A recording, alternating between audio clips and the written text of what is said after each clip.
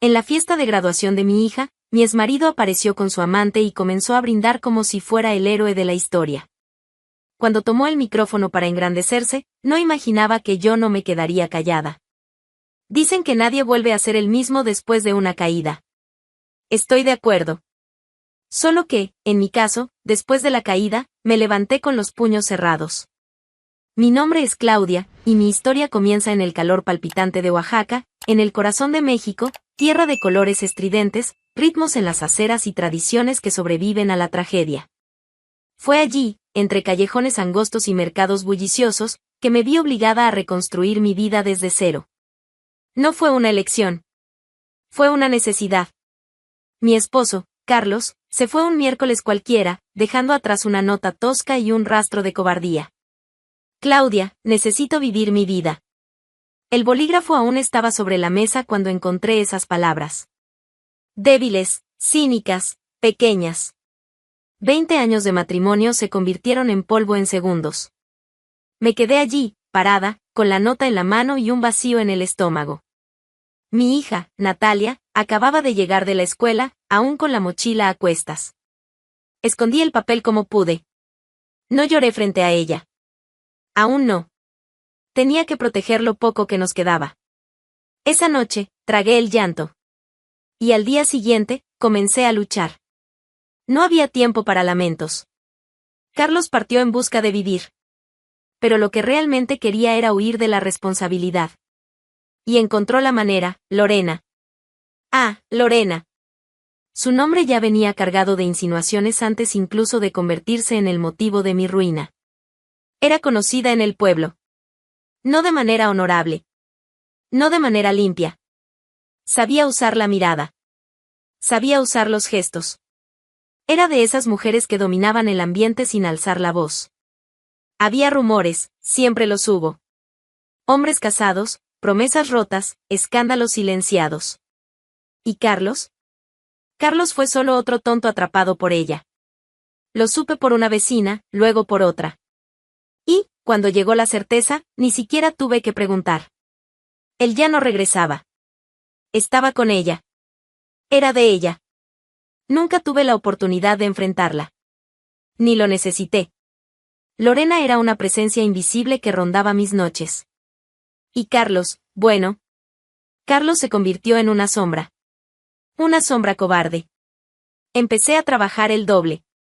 Acepté lavar ropa ajena, limpiar casas, vender pan de maíz los domingos. Mis manos, antes cuidadas, se volvieron ásperas. Mis uñas vivían quebradas. Pero nunca faltó comida en la mesa. Y Natalia, mi hija. Ella se volvió mi razón. Mi ancla. La niña creció viendo a su madre despertarse antes del sol y acostarse después de la luna. Nunca le pedí que me agradeciera. Solo le pedí que nunca se rindiera. Y no se rindió. Hubo noches en que dormí sentada. Días en que olvidé comer. Y aún así, no me dejé caer. No por orgullo. Sino por sobrevivencia. Mientras Carlos vivía de fiestas y apariencias con Lorena, yo me desdoblaba para mantener nuestra casa en pie, ladrillo por ladrillo, fe por fe. Había días en que Natalia me preguntaba: «Mamá, ¿por qué papá ya no llama?» Mentía. Mentía con la voz firme y el corazón hecho pedazos. Está ocupado, hija. Trabajando lejos. ¿La verdad? Nunca más llamó. Nunca mandó nada. Ni para ella. Ni para mí. Si alguna vez Carlos se arrepintió, en aquella época no lo demostró. ¿Y Lorena? Ella seguía por ahí, con vestidos ajustados y miradas calculadas, como si el mundo le perteneciera. Yo no le deseaba mal a nadie. Pero si algún día la vida fuera justa, ella sabría lo que es perder algo verdadero. El tiempo pasó. Y con el tiempo, aprendí a respirar de nuevo. Me volví una mujer distinta. Más fuerte. Más dura. Pero, sobre todo, más libre. Ya no había miedo en mis mañanas. Solo metas. Y la principal era clara como el cielo de verano, darle a Natalia un futuro digno. Y así seguí. Con las manos llenas de callos, la espalda erguida y el corazón cicatrizando, pedazo a pedazo. No por él. Sino a pesar de él. No existe un silencio más ruidoso que el de una madre rezando en secreto por días mejores. Y yo recé. Incluso cuando ya no creía tanto, incluso cuando la fe parecía un lujo. Pero mis oraciones tenían nombre, Natalia. La niña que llevaba de la mano a la escuela, ahora se graduaba en medicina. Medicina. Esa palabra que parecía inalcanzable al inicio de nuestra travesía. No sé cuántas noches pasé cosiendo, lavando, entregando comidas para pagar libros, transporte, la bata. Solo sé que fueron muchas. Cada moneda guardada, cada zapato no comprado, cada cumpleaños sin regalo, todo fue por ella. Y ella nunca me decepcionó. Natalia creció con un hambre extraña. No de comida, sino de superación. Estudiaba como quien pelea. Como quien sabe que el mundo no le regalará nada. A veces la veía llorar en silencio con un libro en el regazo. Otras veces, se dormía aún con los lentes puestos, exhausta. Pero nunca se quejaba. Nunca se rendía.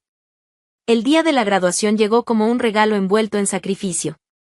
No tenía mucho dinero, pero junté lo que pude. Alquilé un pequeño salón del barrio, pedí ayuda a los vecinos para cocinar, decoré con flores simples y globos comprados a plazos. No necesitaba lujo. Necesitaba verdad. Y allí, en esa fiesta modesta, había más verdad que en muchas bodas caras que conocí. La música sonaba fuerte. Los abrazos eran sinceros. Gente de todo el barrio apareció. Doña Alba, que vendía frutas en la esquina, trajo una tarta de maíz. Miguel, el mecánico, llegó con refrescos. Los compañeros de universidad de Natalia se mezclaban con los viejos conocidos. Era una mezcla de olores, risas y orgullo. Mi hija estaba hermosa. Vestido amarillo, sonrisa suave, los ojos brillando como nunca.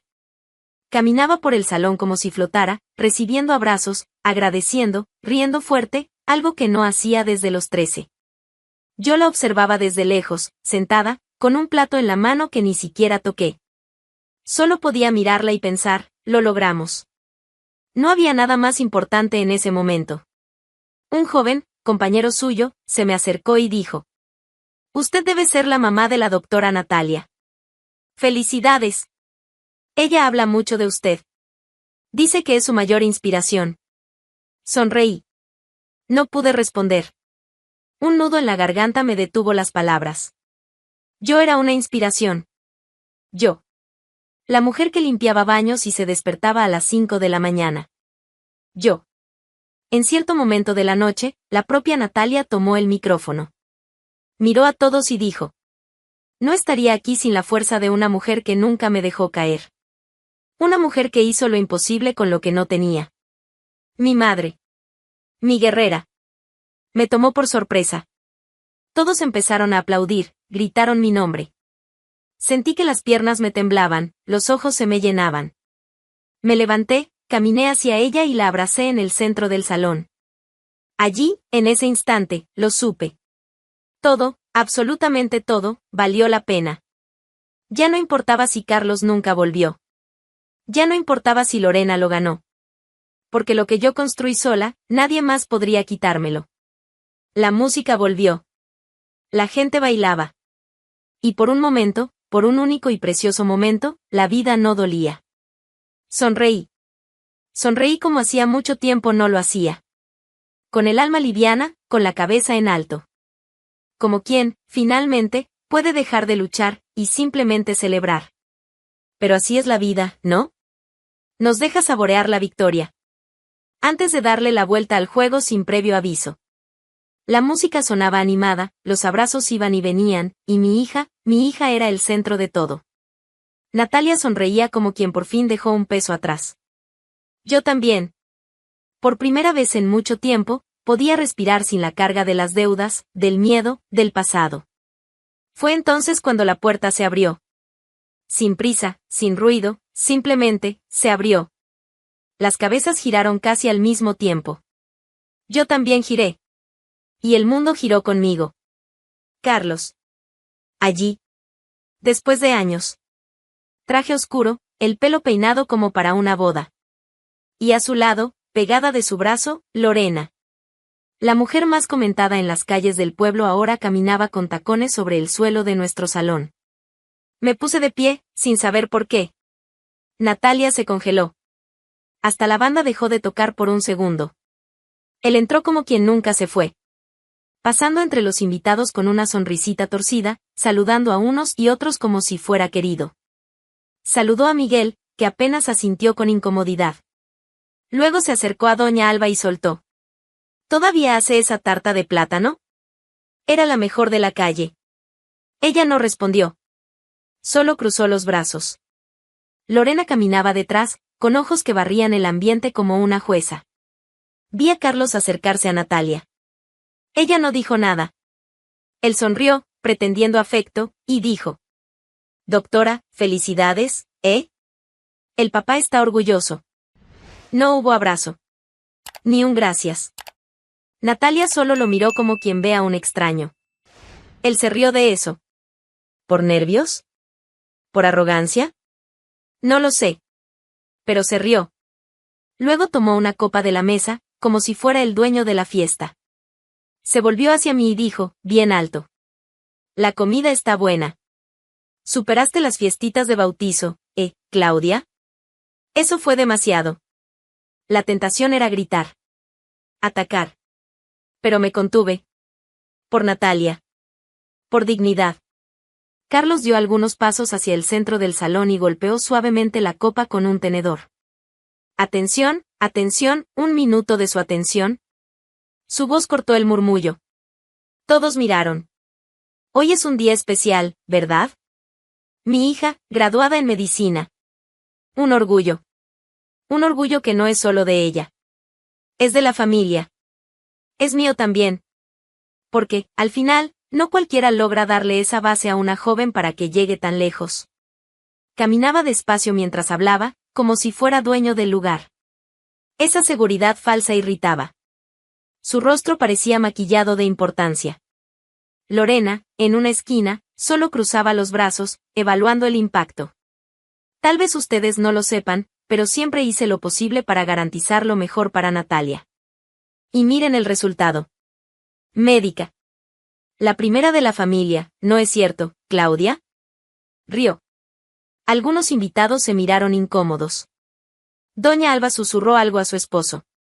El DJ tenía los ojos fijos en el suelo, incómodo. Carlos levantó la copa. Y, finalmente, soltó la frase. Sin culpa. Sin vacilar. Fui yo quien sostuvo todo esto. Si Natalia llegó a donde llegó, es porque yo le di las condiciones. No hubo reacción. Ni aplausos. No recuerdo haber caminado. Creo que el cuerpo fue solo, guiado por una fuerza que vino desde dentro, desde donde guardé el dolor por años. Me levanté de la silla, con los ojos ya llenos de lágrimas, pero no de tristeza. Era otra cosa. Era rabia mezclada con vergüenza, mezclada con una urgencia que no sabía que existía. El salón seguía en silencio tras su frase. Carlos, con ese traje caro, sosteniendo una copa como si fuera un trofeo, acababa de decir que todo eso, todo lo que Natalia conquistó, fue gracias a él. Mi hija, parada, miraba al suelo. Como si ni siquiera pudiera entender lo que acababa de escuchar. Tomé el micrófono. No pedí permiso. Simplemente lo tomé. Carlos dio un paso atrás, sin saber si reír o fingir indignación. Lorena, a su lado, sujetaba el clutch con demasiada fuerza, como si fuera un escudo. Lo miré. Y hablé. Con la garganta rasgada. ¿Tú? ¿Tú tienes el descaro de venir aquí? ¿Después de todo? ¿Tú, qué te fuiste de casa para vivir la vida, mientras yo lloraba en el suelo del baño porque no sabía qué poner en el plato de tu hija? Carlos intentó interrumpir. Levantó la mano, como si quisiera calmar. Claudia, por favor, no es el lugar. Tuviste un matrimonio de casi 20 años. Tenías una familia. Tenías una hija que te esperaba en la ventana cada noche. ¿Y tú diste la espalda a todo eso porque querías sentirte vivo? Vendí mi anillo de compromiso para pagar la primera matrícula de la universidad. ¿Sabías eso? ¿Sabías que nuestra hija comió pan con sal y agua porque no había nada en la nevera? ¿Sabías que me arrodillé frente a la dueña del mercado, rogando más crédito? Claro que no. Estabas muy ocupado viviendo la vida, ¿no, Carlos? Él tragó en seco. Estaba pálido. No enviaste un centavo. No llamaste en su cumpleaños. No llamaste en Navidad. No fuiste a una sola reunión escolar.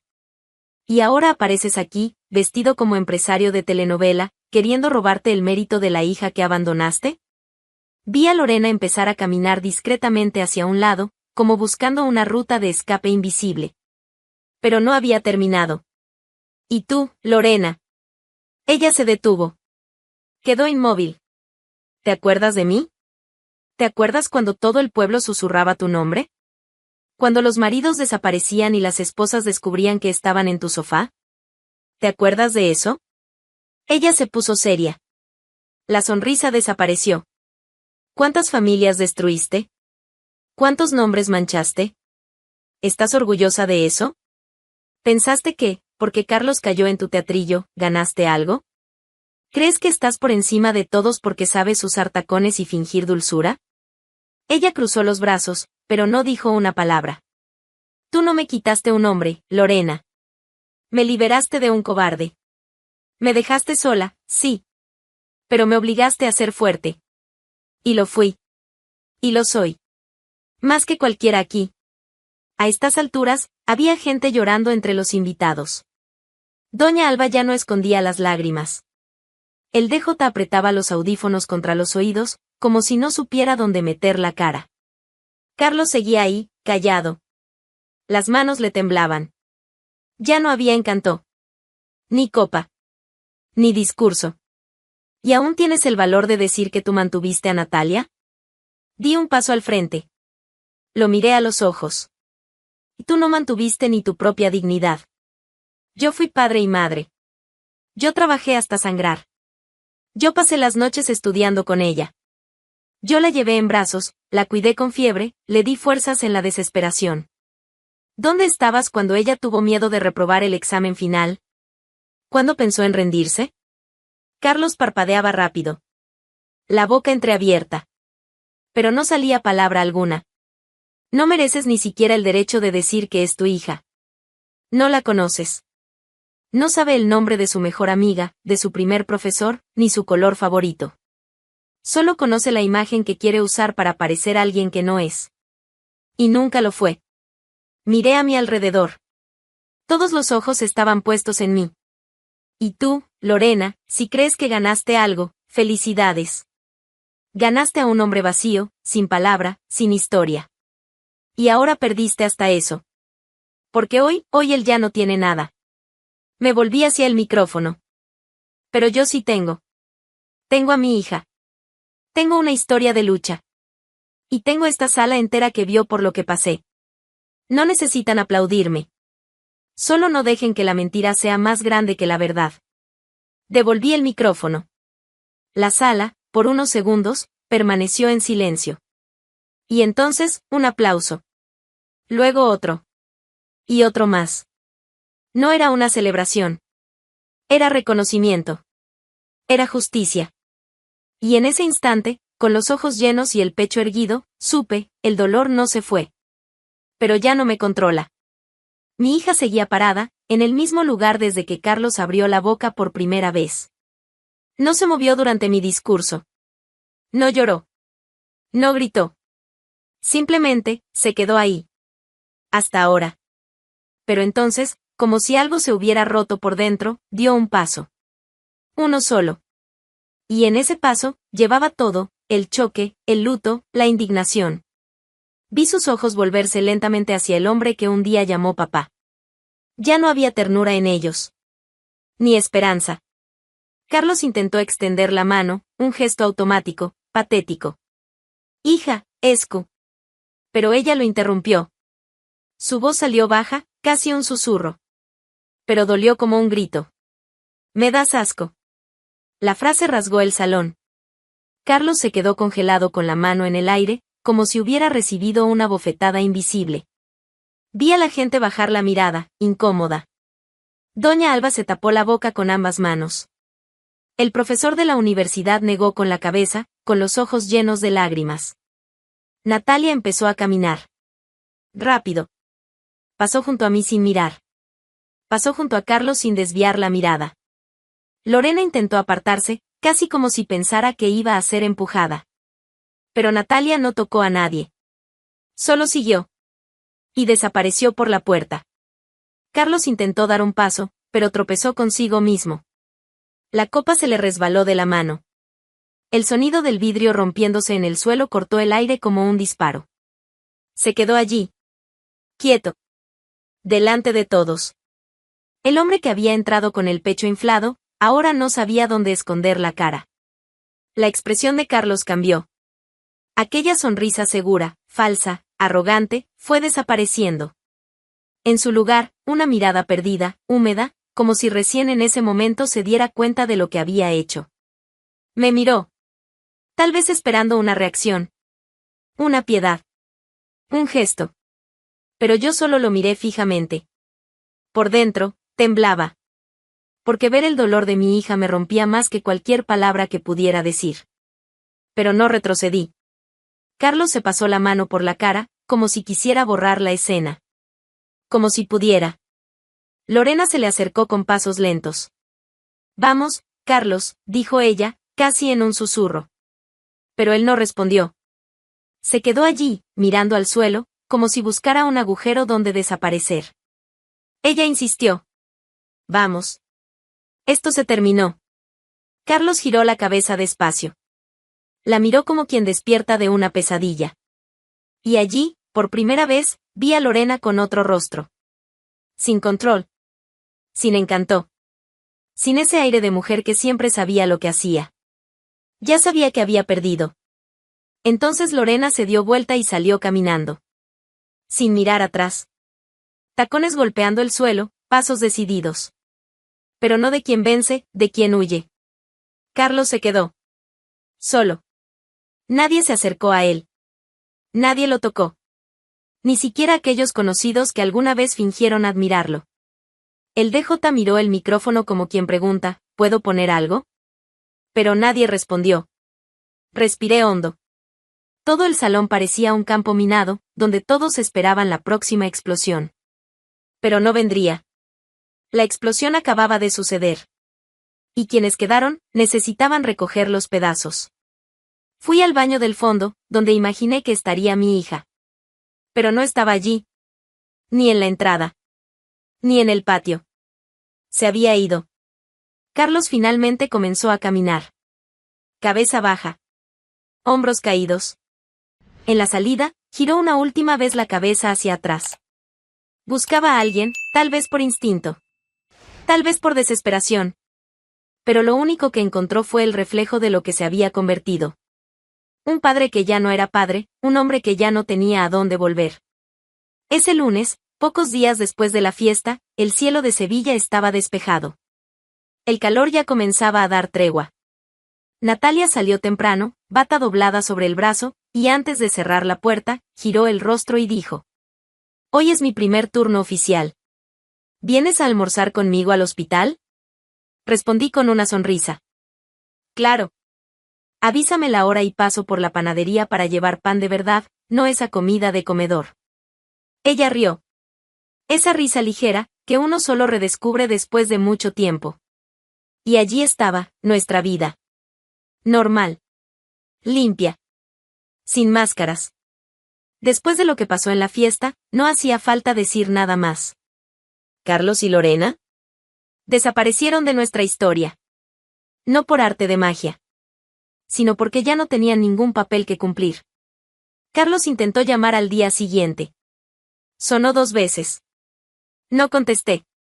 Nunca volvió a insistir. Pero el destino quiso que nuestros caminos se cruzaran, como debe ser con quien necesita mirar a los ojos el resultado de su propia cobardía. Volvía del mercado con 2 bolsas. Doblé la esquina y allí estaba él, apoyado en la puerta de un coche viejo. Camisa arrugada, rostro abatido. Me vio. Y no desvió la mirada. Me detuve. Sin prisa. ¿Y Claudia? Dijo, con la voz ronca, los labios sin color. Solo quería pedir disculpas. No hay explicación. Solo vergüenza. Es tarde, respondí.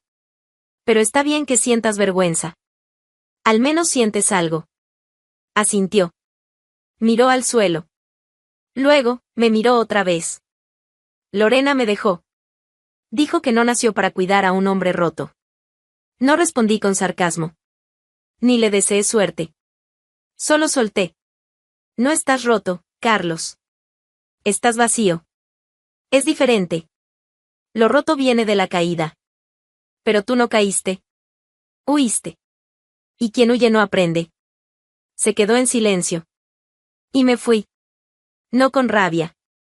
Sino con la certeza de que la justicia, a veces, llega sin jueces ni tribunales. Llega con el simple acto de seguir adelante sin mirar atrás. La semana siguiente, fui al hospital a encontrarme con Natalia. Ella me presentó al equipo. Me llevó al comedor. Me mostró dónde iba a dormir durante los turnos. Estaba animada, llena de planes, hablando de intercambio, especialización, oportunidades. ¿Y yo? Yo solo la escuchaba. Con una sonrisa que no me cabía en el rostro. A la salida, nos sentamos en un banco del jardín interno. Se quitó la bata, se acomodó el moño en lo alto de la cabeza y dijo: Mamá, sé que la vida pudo haber sido diferente. Pero no te cambiaría por ningún padre presente. Ninguno. Eres todo lo que soy. Todo lo que logré. Todo lo que quiero llegar a ser un día. Tomé su mano, la miré. Y tú eres mi victoria. Ningún logro material será más grande que verte llegar a donde llegaste. Con fuerza. Con decencia. Esa misma noche, me mostró en el celular un correo de la universidad. Había sido invitada a un congreso médico en Madrid. Quería saber si podía acompañarla. Respondí. No necesitas preguntar. Solo dime la fecha. Ella sonrió. Y por primera vez en muchos años, me di cuenta de que la vida, a pesar de todo, nos había devuelto lo que nos fue arrebatado: tiempo, ligereza y dignidad. ¿Carlos? Nunca más lo vi. Pero escuché que se fue de la ciudad. Que intentó empezar de nuevo en otro lugar. Que lo intente. Que empiece. Que aprenda. Pero lejos. ¿Lorena? También desapareció. Nadie más la menciona. Y lo mejor, no hace falta. Hoy tengo mi propio pequeño taller. Coso por placer. Enseñé a vecinas a hacer lo mismo. Organizamos ferias los fines de semana. Reímos, tomamos café bien fuerte y hablamos de la vida sin peso. ¿Y mi hija? Sigue creciendo. No como la niña que sobrevivió, sino como la mujer que venció. Su historia no estará marcada por el abandono, sino por la superación. Y la mía no será de dolor. Será de resistencia, de elección, de presencia. Y si hay algo que la vida me enseñó, es que al final, se queda quien merece estar.